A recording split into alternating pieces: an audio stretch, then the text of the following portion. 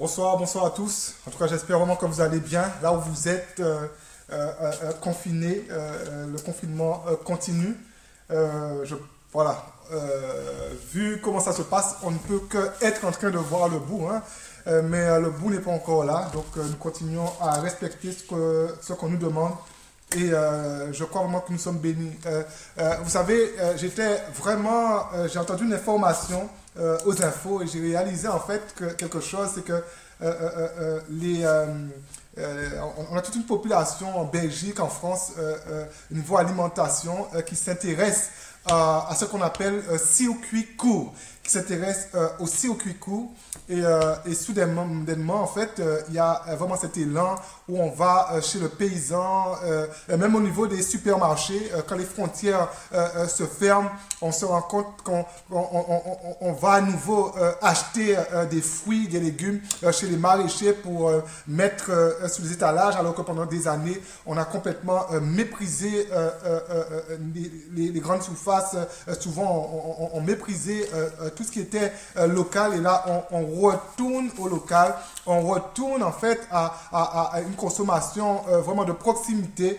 Et je crois quelque part que cette crise aussi a eu cet impact aussi sur l'Église. Et de ça, on se rend compte que l'Église a vraiment des potentiels. Il y a vraiment quelque chose de local à l'Église qui est bon. Il y a des gens qui ont des aptitudes. Et je suis tellement béni de voir en fait tout ce que certaines églises font durant ce temps de confinement. Et je vois vraiment qu'il y a vraiment un potentiel. Il y a quelque chose de local. Et tout ce qui est bon ne vient pas systématiquement d'ailleurs, hein. Voilà, les meilleurs chanteurs viennent toujours d'ailleurs, les meilleurs évangélistes viennent toujours d'ailleurs. Mais je crois qu'il y a vraiment quelque chose de bon aussi au niveau local de la maison de Dieu. Et ce soir, le titre de mon message est « Il a fallu la persécution pour qu'ils comprennent ».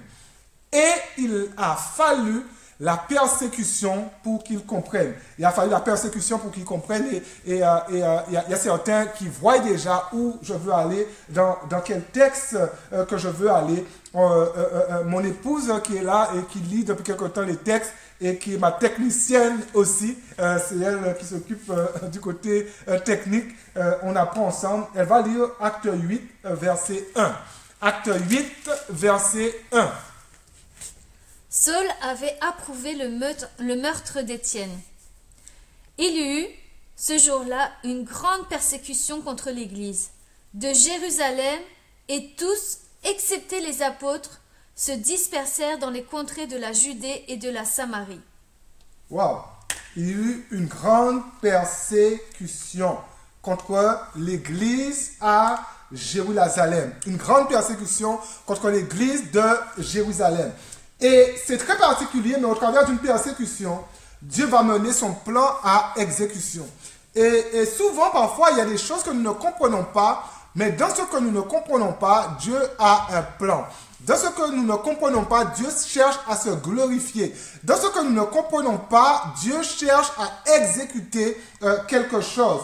Et c'est impressionnant de voir que la Bible est remplie d'hommes, mais aussi de femmes qui ont transformé leur épreuve en moyen de glorifier Dieu. La Bible est remplie d'hommes et de femmes qui ont transformé leur épreuve en opportunité. Et j'ai envie de dire quelque chose ce soir, pardon.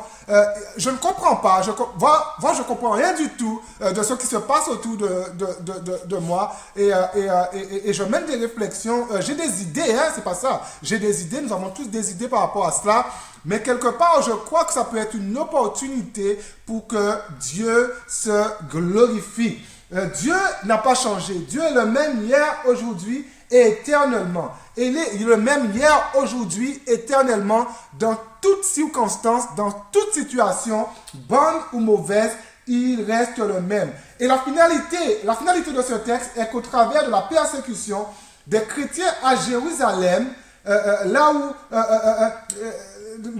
des chrétiens à Jérusalem vont être envoyés là où l'évangile sera prêché à un plus large public. Il y aura comme une expansion, il y aura comme un élargissement, il y aura comme l'église va prendre un autre essor, l'église va prendre une autre dynamique. L'église, au travers d'une persécution, va toucher un autre public.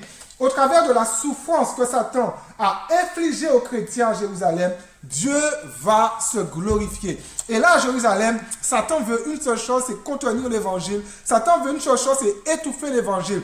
Satan veut une seule chose, c'est étouffer l'œuvre de Christ. Mais au travers de cette persécution, Dieu va se glorifier. Et Jésus, mon premier point, Jésus leur avait déjà dit. Mon premier point, Jésus leur avait déjà dit.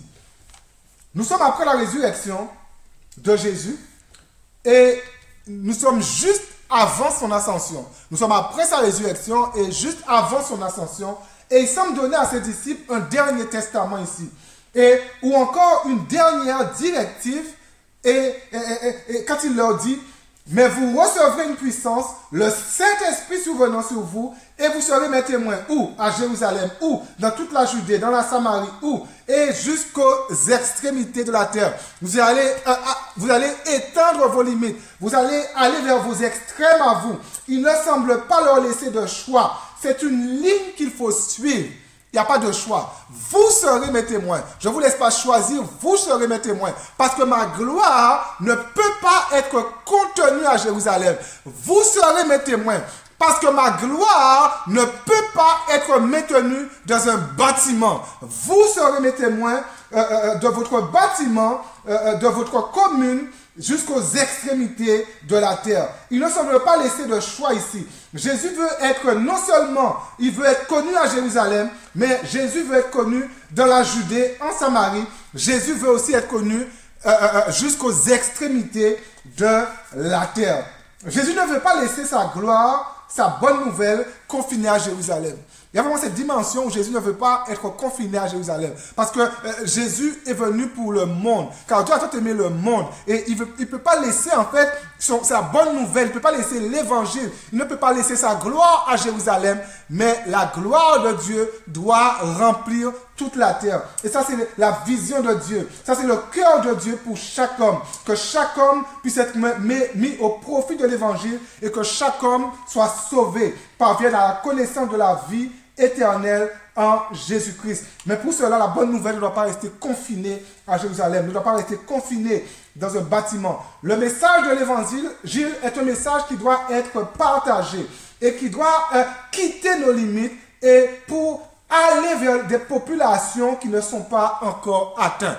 Le message de l'évangile doit quitter nos limites. Et souvent, on limite parce que dans nos limites, en fait, nous sommes en sécurité. Dans nos limites, nous avons du confort. Dans le bâtiment, nous sommes en sécurité. À Jérusalem, nous sommes en sécurité. Mais parfois, nous devons quitter nos limites et aller là où il n'y a pas de confort. Aller là où on nous méprise. Aller là où on ne veut pas de nous. Aller là où des gens ont été rejetés par la religion. Aller là où les gens ont été méprisés. Nous devons quitter nos limites.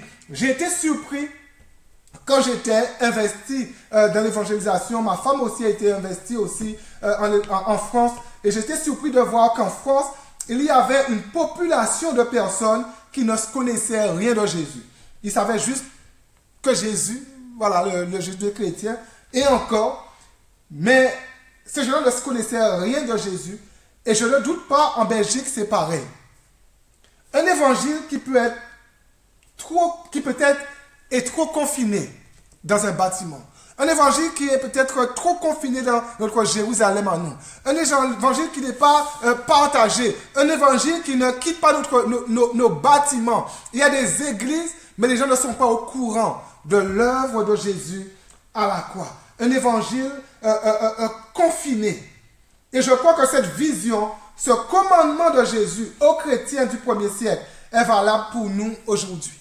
C'est valable pour nous aujourd'hui. Allez porter l'évangile jusqu'au bout du monde. En partant de votre Jérusalem, de votre bâtiment. Et dans le bâtiment, la bonne nouvelle doit être prêchée. Mais la bonne nouvelle ne doit pas rester confinée à Jérusalem. Ne doit pas rester confinée dans un bâtiment. Mais la bonne nouvelle doit sortir de ce bâtiment et aller toucher les nations. Nous avons le devoir de rendre notre Jérusalem à nous le plus solide possible.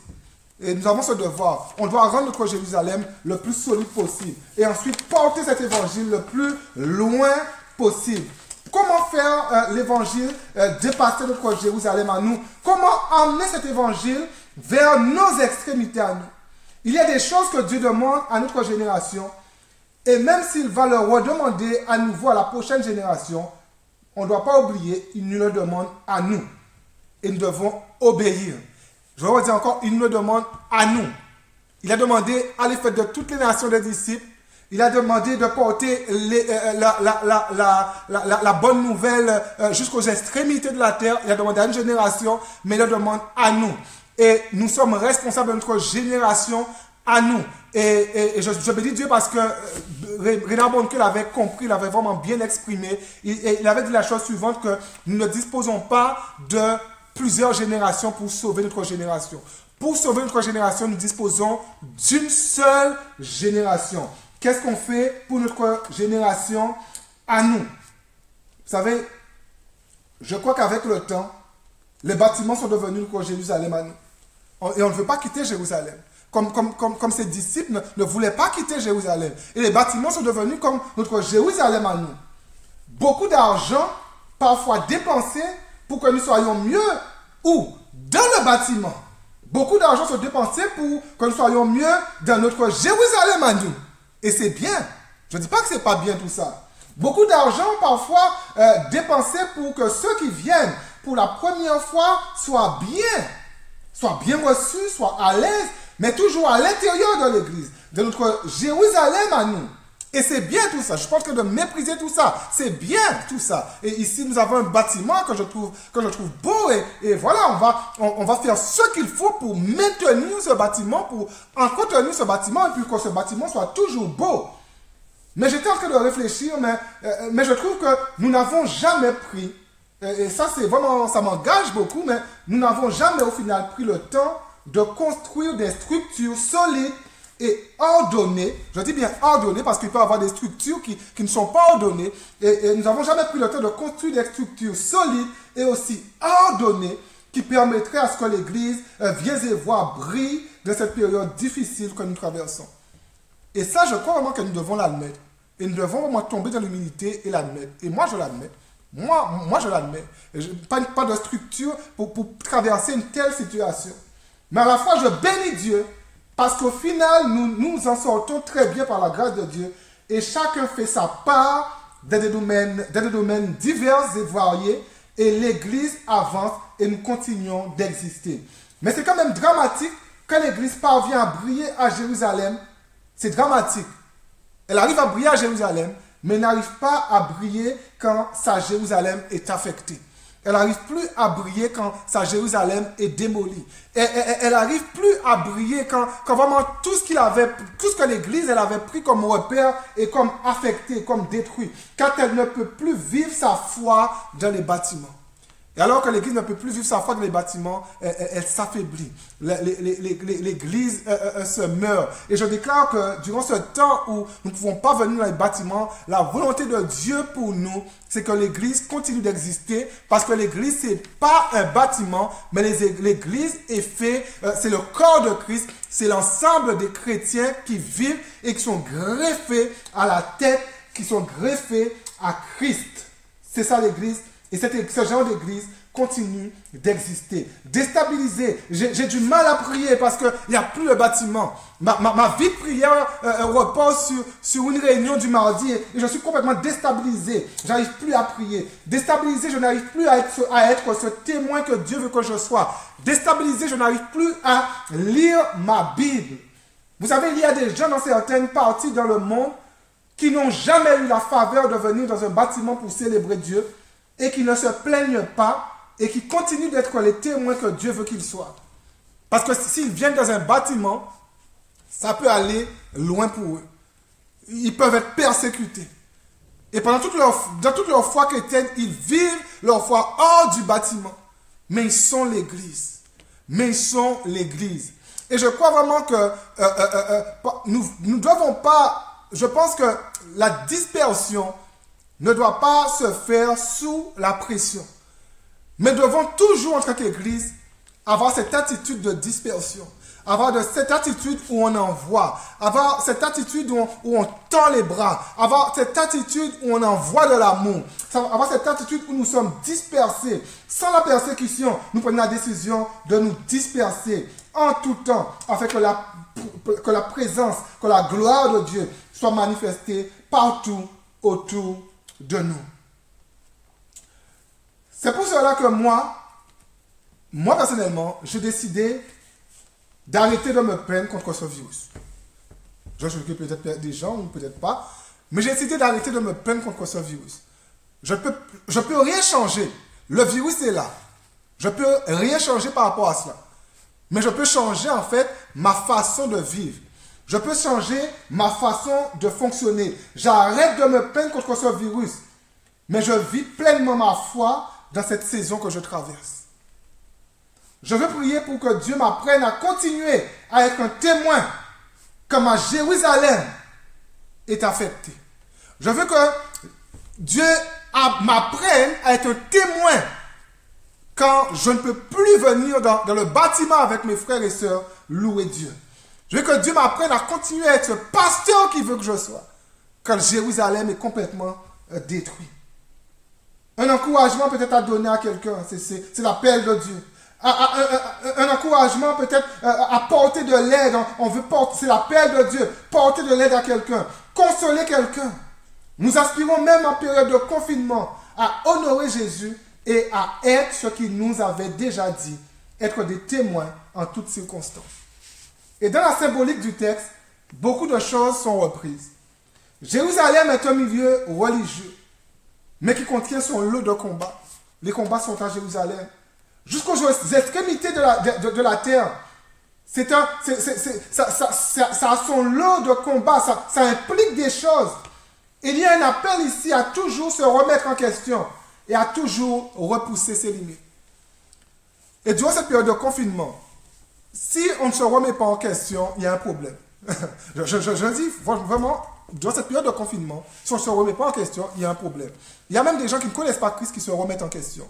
C'est une période où on se remet en question. C'est une période où nous sommes en face de Dieu, mais en face aussi de nous-mêmes, en face de nos échecs, en face de nos manquements, en face peut-être de choses que nous avons fait qui n'ont pas glorifié Dieu. Et subitement, on a tout ce temps de confinement et nous sommes en face de Dieu. On se rend compte en fait qu'on doit progresser. On se rend compte qu'on doit changer de vie.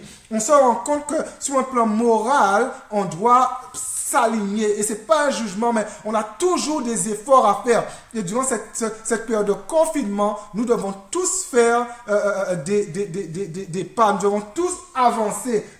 Nous avons tous à prendre des dispositions pour avoir une meilleure morale.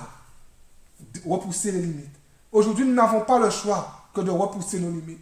Église, alors que le coronavirus nous environne de toutes parts, c'est une crise sanitaire sans précédent. Dieu nous appelle à repousser nos limites de manière à continuer à être ses témoins. Jésus a dit, vous serez mes témoins en tout lieu. Vous serez mes témoins en toutes circonstances. Vous serez mes témoins en toute situation. Face à peu importe la situation, vous serez mes témoins. C'est ce que ce texte-là dit. Et il y a tellement de situations. En quittant Jérusalem, la situation n'est pas la même en Judée-Samarie. En quittant Judée-Samarie, la situation n'est pas la même jusqu'aux extrémités de la terre. Les extrémités de la terre, ça symbolise tellement de choses. Mais vous serez mes témoins en toutes circonstances parce que j'ai mis mon esprit en vous. Parce que j'habite en vous. Et là, frères et sœurs, c'est là la fierté du pentecôtiste. Nous avons l'Esprit de Dieu. Cet esprit qui nous aide à être témoins en toutes circonstances. Pour arriver à cela, nous serons appelés à repousser nos limites, à oublier nos traditions, pour arriver à faire différemment. On ne peut pas faire pareil en Judée, en Samarie, que ce qu'on a fait à Jérusalem. On ne peut pas agir pareil aux extrémités de la terre que comme nous avons agi à Judée et Samarie ou alors à Jérusalem. Il y a des réglages à faire, il y a des mises au point à faire. Il faut être prêt à changer. Il ne faut pas avoir... Et c'est là en fait que ça va pas être mon point, c'est pas ma prédication aujourd'hui, mais c'est là en fait qu'on doit être prêt à changer. C'est là en fait qu'on doit pas avoir de résistance au changement. Vous savez, il y a tellement, parfois même dans l'église, on trouve tellement de résistance au changement. Tout doit faire... Tout c'est un plan en fait. Et ça, souvent, je suis désolé de le dire, mais c'est le sport national de la francophonie et c'est peut-être pour ça que l'Église n'avance pas assez vite. Les pays anglophones n'ont pas le temps pour cela. Au contraire, les chrétiens prient pour le changement, prient pour avancer. Et subitement, en fait, quand la guerre arrive, comme on n'a pas pris l'habitude de changer, comme chaque changement, c'est un combat, en fait, quand la guerre arrive, on a des années de lumière de retard. Et c'est pour ça que je dis que, est-ce que par rapport à la crise que nous traversons, nous ne sommes pas en retard? C'est vraiment une réflexion. Et mon deuxième point, ce qui sera le dernier point, ce que Jésus avait dit devait s'accomplir. Ça devait s'accomplir. Peu importe comment, mais ça devait s'accomplir. Je n'en doute pas, mais certaines choses qui devraient se retrouver dans ce point ont déjà été dites dans le premier point, mais la répétition, il n'y a rien de mieux pour nous aider à retenir. Mais alors que Jésus voulait que les disciples le fassent connaître, Jésus voulait que les disciples le fassent connaître à Jérusalem, Judée, Samarie, jusqu'aux extrémités de la terre.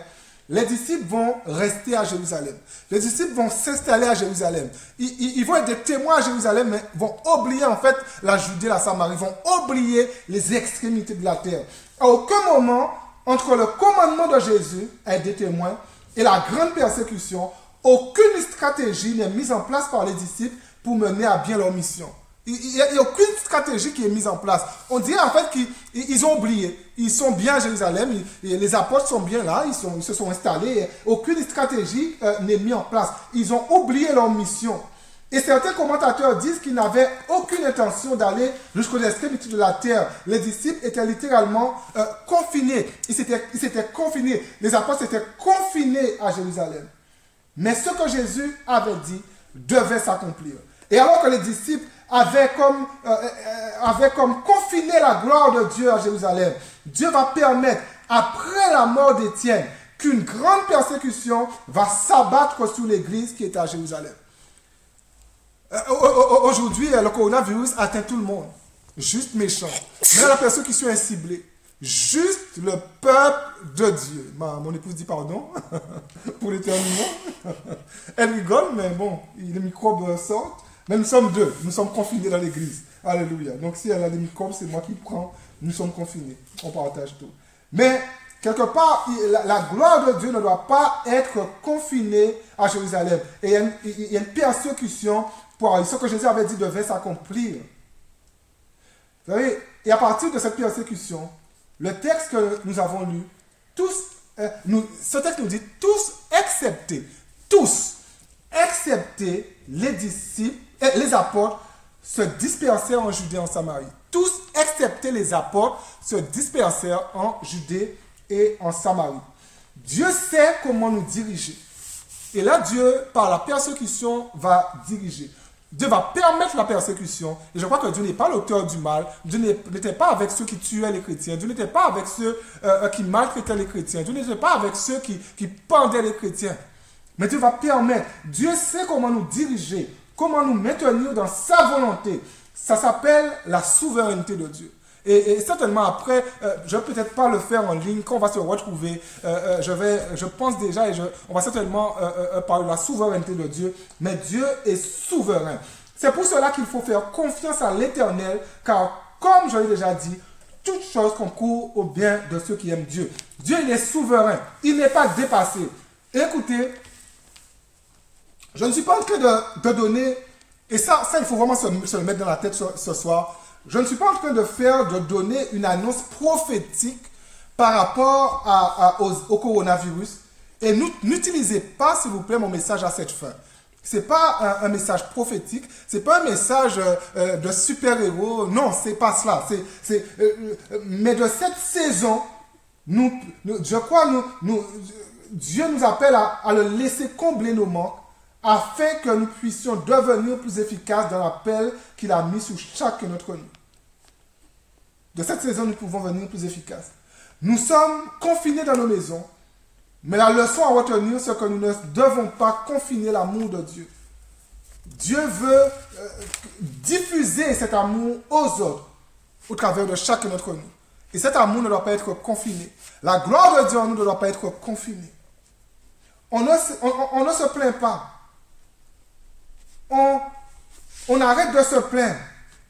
Et nous apprenons un instant à vivre notre foi dans une saison comme celle que nous traversons. Et quelque part, on arrête de se plaindre, on arrête et on apprend. Petit à petit, on dit, Seigneur, aide-moi à vivre ma foi dans cette saison de confinement. Aide-moi, Seigneur, à être un témoin dans cette saison de confinement. Et c'est déstabilisant, mais nous voulons servir Dieu efficacement, même si le bâtiment est fermé. À cause d'une persécution, tous, excepté les apôtres, se dispersaient. À cause de la persécution, il y a une présence qui est libérée pour toucher des zones qui n'avaient jamais été touchées auparavant. Dieu est souverain. Quelque chose est libéré. Une présence, des potentiels, des dons sont libérés pour aller toucher des zones. Et je veux déclarer par la foi ce soir que la crise du coronavirus va emmener la gloire de Dieu à des endroits où elle n'avait jamais été. Et ça, je veux vraiment le déclarer. Je veux le dire par la foi. La crise du coronavirus va emmener la gloire de Dieu à des endroits où elle n'avait jamais été auparavant. Les apôtres, par contre, vont rester à Jérusalem, mais tout le reste part. Les apôtres vont rester à Jérusalem parce que l'œuvre de Dieu doit continuer d'exister à Jérusalem. Les ministres de Dieu continuent à travailler à Jérusalem, mais un potentiel énorme de chrétiens remplis du Saint-Esprit le jour de la Pentecôte est libéré. Et ce que Jésus avait dit devait s'accomplir. Et alors que la parole de Dieu dit qu'un grand nombre fut dispersé, la parole de Dieu était annoncée. Dieu est souverain et il sait ce qu'il fait. Et si nous ne comprenons pas ce qu'il fait, nous devons chercher à ce qu'il nous aide à comprendre sa volonté. Et durant ces temps que vraiment, et c'est pour ça que je dis souvent la prière est tellement importante. La prière durant ces temps, elle est plus importante que parler. La prière durant ces temps, elle est plus importante que le blablabla. Parce que si nous n'arrivons pas à trouver, Seigneur, qu'est-ce que tu veux me dire durant ce temps, on sortira de cette période de confinement plus pauvre que nous sommes entrés. Et cette période de confinement, j'ai pas envie de faire du blablabla. J'ai juste envie, Seigneur, qu'est-ce que tu veux? Qu'est-ce que tu veux me dire? Seigneur, comment tu veux me conduire? Seigneur, comment tu veux m'utiliser? Seigneur, comment tu veux que l'Église soit après cette crise du coronavirus? Non pas comment je veux que l'Église soit, mais Seigneur, comment tu veux que l'Église soit après cette crise du coronavirus? Seigneur, comment on peut mettre en place des choses que nous n'avons pas mis en place avant? Seigneur, comment tu veux qu'on soit réactif, Seigneur, par rapport à des situations futures? Ce que Jésus avait dit devait s'accomplir. Et je vais conclure en répétant que soyons clairs dessus. Ma prédication n'a pas pour but de dicter une solution vis-à-vis de ce qui se passe autour de nous, comme beaucoup le recherchent. Ma prédication n'a pas ce but-là. Je prêche juste un message que je crois que Dieu a mis sur mon cœur. Je crois moi que et ça je le crois de tout mon cœur, un message que Dieu a mis sur mon cœur. La Bible qui est la parole de Dieu a pour vocation de nous aider à briller en toutes circonstances.